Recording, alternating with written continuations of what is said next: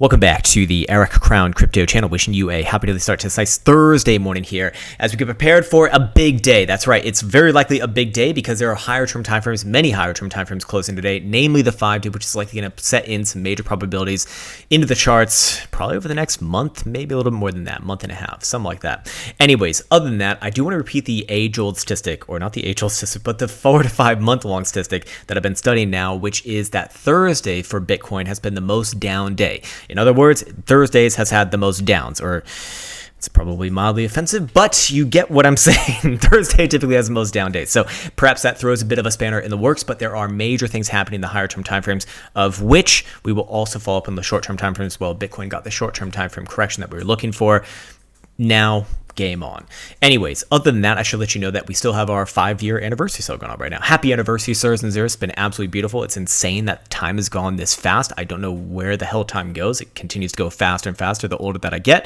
But I do want to remind anyone out there who this is relevant towards, that if you are interested in any one of the programs or products, please, I humbly request that if you are going to be getting into one of them, or even considering them, watch the promotional videos that will go alongside them, because they'll explain who they're for, who they're not for. You can make an educated decision for yourself as a well-adjusted and reasonable adult. All right, sweet. Now that we've gotten through that, regarding the situation of the past, I guess it's like going on 4 to 5 days now, with major banks starting to come into pressure, major banks starting to come into, some sort of an issue.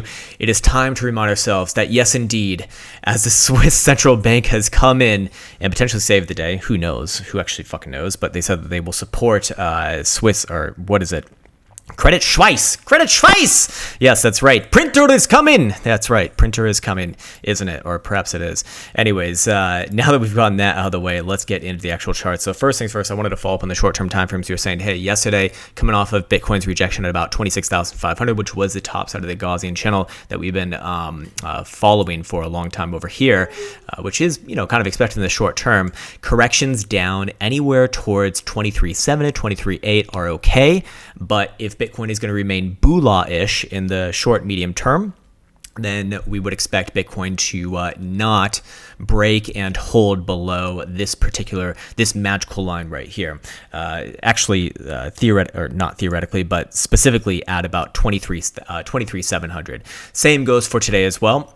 As long as Bitcoin's above that region, short-term time frame dump bolas are corrections into higher lows. But below 23,700, that's when price went down, so it probably goes down further. Yeah, exactly. Probably Bitcoin comes back down at least a little bit below 23, somewhere around 22.8, tries for a bounce there, and then we'll come back and assess the damage after that. But that's neither here nor there. Of course, what would be indicative of upside continuation in the short term here, intraday, that is? Well, 4-hour time frame closures above about 25,300, and then Bitcoin likely gets another retest around its $26,000 high that we saw a couple days ago. But here's the thing, this is all neither here nor there. What's most important, at least in my opinion, for the long term, is the higher term timeframes. We have we have multiple major things happening today, but one of the things that I want to bring up first and foremost is going to be the volatility versus stochastic momentum signature over here. And what essentially is it? Well, first and foremost, we are seeing that the 5-day volatility represented by this indicator, the BBWP, is getting down towards extreme lows. It's in extreme lows, basically, which I define as anything on this time frame as 15 percentile or lower.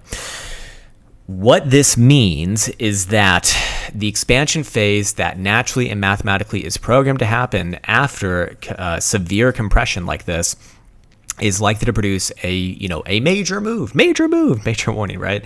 But quite literally, yes, a major move.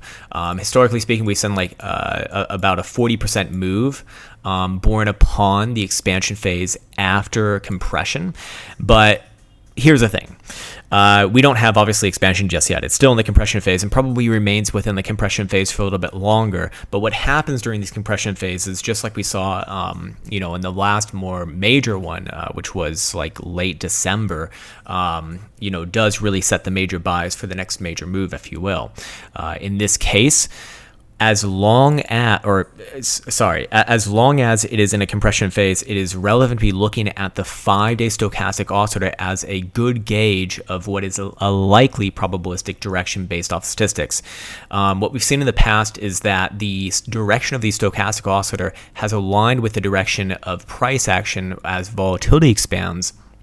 In the case of an upside move, it's actually been correct 100% of the time, which is like, I don't expect that to always go on. Obviously, like nothing's 100%, but over the full history of Bitcoin, there's been 11 prior iterations.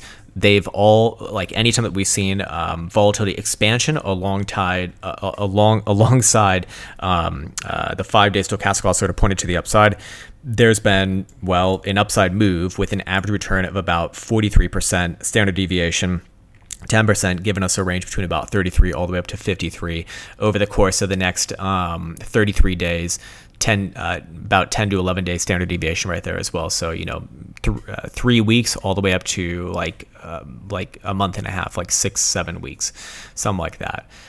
In the other case, to the downside on a short setup, which right now it actually technically is, because it is pointed to the downside right now. Obviously, it does have a slightly lower win rate. In this case, 8 out of 10 of the prior full historical iterations over the full history of Bitcoin have played out with major downside moves over the course of an average of about 34 days, and an average return, again, that would be downside of about 35% with the standard deviation of about 10 as well. So range about 26% all the way up to 46% or 45%. Anyways, going back into it over here, the 5-day time frame is closing tonight, and if it closes above $25,000, then the 5-day stochastic oscillator will once again be pointing to the upside. I do want to repeat myself here, though. It's likely to remain within this compression phase for a little bit longer, to be honest with you. I wouldn't be surprised to see it do something similar to like this over here. This one over here was like immediately off, so that would not be a good example. But it could very well stay down for a few periods, which would take like 5, 10, 15 days, let's say. As this is a 5-day time frame, and then from there, when volatility expansion does happen, that's when we can start to apply these statistics over here for whatever direction that the 5-day stochastic oscillator is pointed. If we're playing around with numbers, if Bitcoin were to shave off like the average return from either side, well, to the downside, 35% puts you back down at around $17,000. It would essentially undo this whole rally and retest the lows. If Bitcoin were to play to the upside, I'd take it from this prior low right here.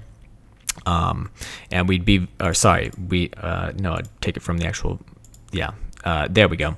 We'd probably be looking at like low 30s, somewhere around like 30,000 or $33,000 would kind of be the likely result over the next month, let's say, give or take a little bit from that. On top of that, the 5-day time frame is also closing. Well, the 5-day time frame is closing tonight, and obviously we got through that. But what's also relevant for the 5-day time frame is this chart over here, the 5-day Gaussian channel. So there are several things that are relevant within this particular one. One, Bitcoin will have a chance to close above the mean band for the first time since January of 2022, which, at that point, we're very likely going to see a consolidation between the top band and the mean band right here. So the mean band will probably continue lower as it tries to level out. Top band will also probably continue a little bit lower, but it'll basically set in a range between about low 26 to 23 or so. And Bitcoin probably spends some time consolidating between them. Now, here's the thing. Long term, anytime that we have seen a similar setup to this, which when I say similar setup to this, over the full history of Bitcoin, it's really only happened a few times, but there have been a few times where price action was kicked out below the red zone. Whoops, damn it. Kicked out below the red zone, reclaims the red zone. Like, let's just zero in on an example right here.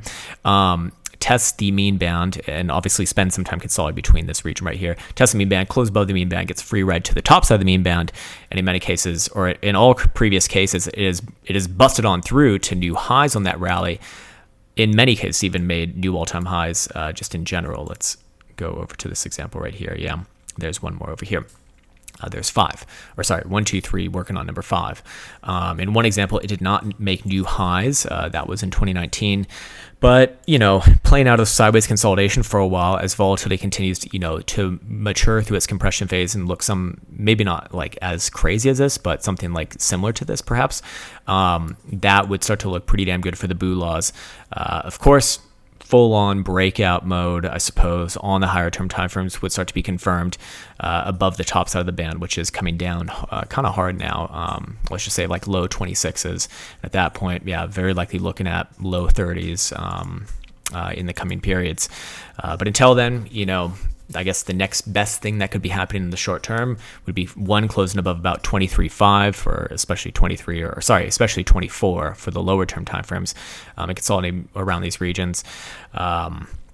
Ultimately, though, it's this is starting to be a bit of a major change of behavior alongside other things. So I won't comment anything more on like macro timeframes here. Not that this necessarily is one in my opinion.